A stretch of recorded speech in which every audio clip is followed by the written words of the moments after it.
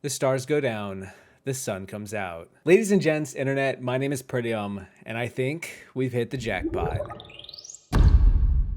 For those out of the loop, every year a Big Brother, going back nearly a decade now, geez, time flies. After the first week of live feeds, I like to test myself. I sit down, I assess the current climate of the house, and I do my best to separate the queens from the pawns, the kings from the jokers, to single out and talk about the 4 players who I think are most likely going to win this season. The point of the True Contenders isn't so much attempting to make a winner pick as it is to highlight the players who I believe have the highest win equity and focus on them above the rest of the distracting noise. While watching the live feeds a crazy amount, way too much honestly, I focus primarily on 4 attributes in a player: emotional intelligence, tactical awareness, threat level, and respectability. I envision the likelihood of this player winning over a jury of their current peers, oftentimes much more so than the likelihood of them even getting to the final 2 at all. But both aspects are important, and so which players demonstrate the best combination of each attribute and stand the best chance to reach the end? To answer that question, I asked longtime Big Brother superfan and friend of the channel, Aman, to drop by for a three-peat to give us his True Contenders on top of my own. And so,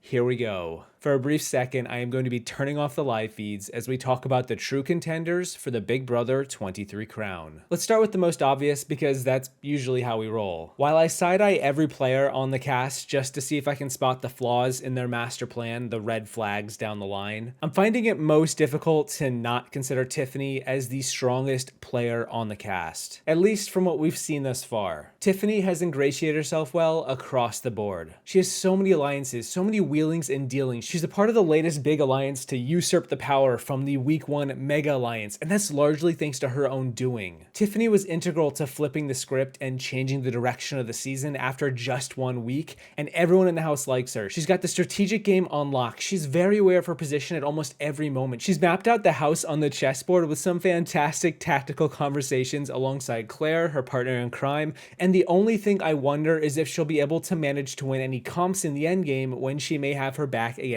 a wall. But that's assuming the rest of the house wouldn't fall for her mist and take her to the finals anyway. Yeah, I am very high on Tiffany. Aman, what's your confidence level with Tiff? This may be the most confident in a pick I've ever been. Tiffany has been such a pleasure to watch on the feeds and episodes in just 1.5 short weeks. This lady came to play and have a devious good time while doing it. We've seen her not only employ a killer social game, but also an astute sense of awareness at damn near all times.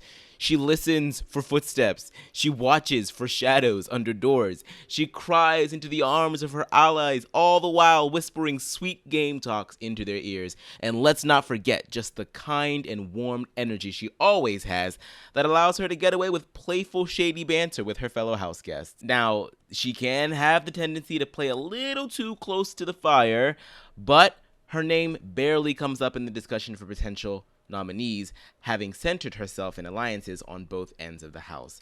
I truly believe that no matter how far she goes, we're witnessing another BB legend in the making. I'm just so distraught. And I'm in this house with all these people. I'm away from my family. And my son's like, really? I'm just faking this crap because I don't want these people to know that Azah and I have a whole strategy about how she can talk to me and I can listen. And they don't even know what's going on. There has been a long time dialogue about the potential that rests in the online BB community. While a few of us have since concluded that not all recruits are so bad, we still uphold the belief that superfans, and I guess given current events, I should specify some superfans, meaning not all superfans, meaning not all superfans that may or may not also be farmers, have the true talent and drive for this game. This girl had a ton of fanfare ahead of the season, and so far has been showing us that it's not unwarranted. Yep, y'all know what it is, Claire. Now, she seemingly said all the right things during the preseason. She was giving very much all women's alliance can actually be a good thing energy, and so far, so good. Claire has been fairly understated in the beginning portion of the game. She's kept her head down, but hasn't wasted any time in creating alliances to keep her afloat. She's on a team with one of my other contenders, and the two of them have been able to bounce ideas off one another and damn near figure out the entire layout of the game. I do believe that her social game pales in comparison to her teammate, Tiffany, but she's clearly got a mind for the game and has fostered relationships that are already outlasting the premier mega alliance at the top of the season. She's lying in wait to take over this game, and Final 5, Final 4, Final 3 seems all but avoidable. Yeah, I am in total agreement with Aman. Claire is also my next contender, and a lot of what I said about Tiff applies to her here too. These two ladies are in lockstep, and while I attribute Tiffany to being the leader of the duo, that also could easily mean Claire has a shield in front of her that could only serve to protect her when the going gets tough and one of them has to get clipped. Claire is so low-key and underestimated by a lot of this cast, and it's mind-boggling. She seems quiet at times in contrast to many others, but yet anytime she's in a social situation, she's always adapting to the room, to the people, and she very much understands how to read other players and their intentions beneath the surface. She carries her own strategically, and I wouldn't be shocked to see her take the crown in the end. And I'm a QA engineer at a tech company. Oh, hey. So many techies here. I live in New York City, in Queens, in Astoria, and I'm so excited to be here. So I couldn't have been happier that someone on my team won, because now me and Tiffany are both safe. And this is where Aman and I differ. My third contender is Xavier, the lawyer who is doing his best to iron out any wrinkles and is flying beneath the radar plan. Xavier is another big guy who can easily win some comps down the line. He is a fan who knows the strategy of Dr. Will going way back and is actively employing it. He is throwing comps to have the rest of the cast overlook his capabilities. Given the current meta of the show is heavily in favor of winning endgame competitions, if the rest of the cast don't eye Xavier sooner than later, and he's able to keep himself in the center of many other players' plans, I could see him making a deep run where he is nigh unstoppable. While we are still in the early game, and I do hope that eventually his strategy starts to bloom a little more, in a house with a lot of big egos and a lot of questionable gameplay, someone like X, who can sail the 3 seas, checks off a lot of the right boxes for what makes a good Big Brother champion. Just ironing some paper towels is all. Just brother ironing some paper towels. I feel good about Kylan being HOH. Kylan is aligned with me in the cookout. He is also aligned with me in the slaughterhouse, so long as he doesn't get paranoid. I think this should be a smooth week. We'll see. I thought that last week and it didn't turn out that way. Now, this next pick I'm a little nervous for. I'm not as high on them as I was in the preseason or even in the first week, but I truly believe that BB23 will be a woman-driven season, and that alone keeps this pick above the other potential contenders. I'm talking about Azah. This girl is a big fan of the show and knows its history. She also has a mind for the game, having had the head to weather the great Frenchie hurricane of week 1. Azah has been calm, cool, and collected, even telling other people close to her to employ her low-key demeanor in the face of her teammates' downright spiral. She wants everyone else to fight it out and come out when the dust settles. She's mindful of how having a target ahead of you is the best defense. My hesitation is that she could be laying too low. There's no doubt that she's got a vibrant personality, but I worry about her being able to collect votes in the end. She tends to stick to herself a lot of the time, and you never want people to get used to your absence in this game. I still think she has the highest chance of making it to Final 2, and that alone makes her a top contender for the crown. With some HOH wins under her belt and more opportunities to affect the game, she can raise her winner's equity at the drop of a hat. From what I recall, usually girls start girls' alliances. I don't think I need to be in a girls' alliance if it was started by a guy. Now, I know I said this season was going to be female-driven, and I stand by that.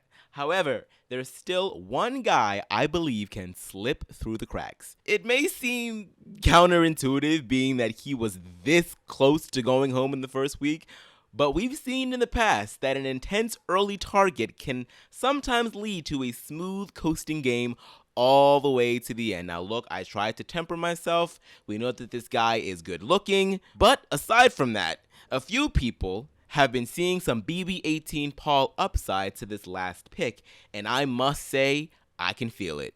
It's Derek X, baby. Look, I know this guy is coming off of 2 back-to-back veto wins. What the hell was he thinking? That's a little scary, yes, But with the leader of the Slaughterhouse Alliance falling away, there's only one person actually coming for Derek X, and it's the other Derek. This is still a threat to Derek X's game, but people really like him and don't want to see him go anywhere anytime soon. Quite frankly, the constant pursuit of a Derek X eviction has become downright annoying to some of the house guests. Being left out of many of the forming alliances in week 1 has left DX vulnerable, but it also made him the perfect number to pick up.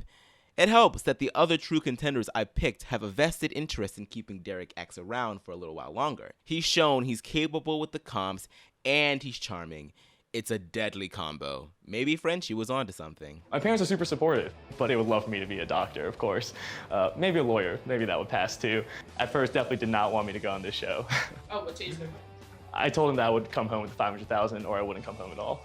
Aman raises a good point about this season. Unlike any of the other True Contender videos I've made, BB23 feels like a season with a female winner. And given Big Brother's track record, that is not a spidey sense I feel very often. My final pick was rotated a lot, from Hannah to Azah to Kylan to maybe even Christian. Compy showman, seen it before, why not? But I'm going to be settling with my dark horse, who I think may be underestimated by a lot more than just the players in the house, and that is the full jackpot. It is Sarah Beth. Sarah has been a player I did not see coming. She said in the preseason she wanted to float, and maybe she'll find that spot down the line, but wow, has she impressed me 10 times over. She really connects with a lot of these people, has positioned herself well through a lot of her own agency. She did a lot in week 2 to get to where she is, to be in a great spot in the early game. She can win a comp just to flex and deny others from harming her newfound allies. She's got a secret final 2 with Kylan. We'll see if that works out, who I almost had as this pick. Guys, he was my number 5, just gotta say it. But BB23 has a lot of strong women, and with all of the clever, intentional, subtle moves that Sarah Beth has demonstrated, I feel great about her chances. Congratulations, Sarah Beth.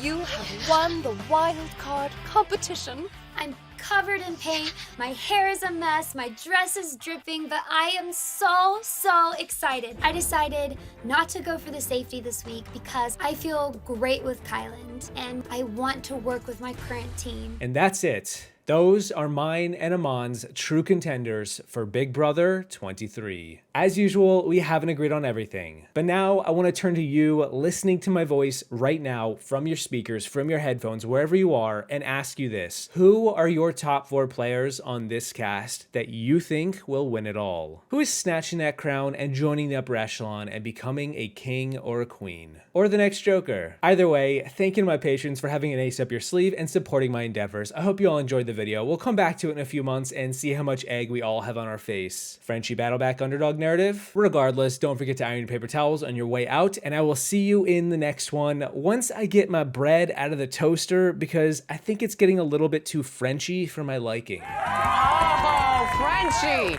You would have won safety for you and your entire team for 2 weeks. Okay. Wow. That's all for now. Good night, house guests.